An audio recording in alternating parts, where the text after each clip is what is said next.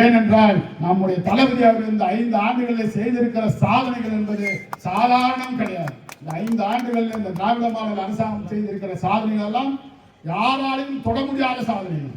பல மாநிலங்கள் இன்று அவருடைய சாதனைகளை பார்த்துத்தான் அவர்களே இன்றைக்கு அந்த மாநிலங்களே அவருடைய மாநிலங்களெல்லாம் இந்த திட்டத்தை தீட்டிக் கொண்டிருக்கிறார்கள். எப்பொழுதும் நம்முடைய திராவிட முன்னேற்ற கழகம் தேர்தலுக்கு முன்னால் வாக்குறுதி அளிப்போம். அதுதான் நமக்கு பைபிள் மாதிரி. அதாவது கிறிஸ்டியன்ஸ்க்கு எப்படி பைபிளோ அது போல நம்முடைய திராவிட முன்னேற்ற கழகத்திற்காரர்களுக்கெல்லாம் நாம் சொல்லுகிற வாக்குறுதி, நம்முடைய தலைவர் சொல்லுகிற வாக்குறுதி என்பது ஒரு பைபிள் மாதிரி. இந்த தேர்தலிலும் மிக சூப்பரான ஒரு தேர்தல் வாக்குறுதியை எல்லாம் நம்முடைய தலைவர் கொடுத்திருக்கிறார்.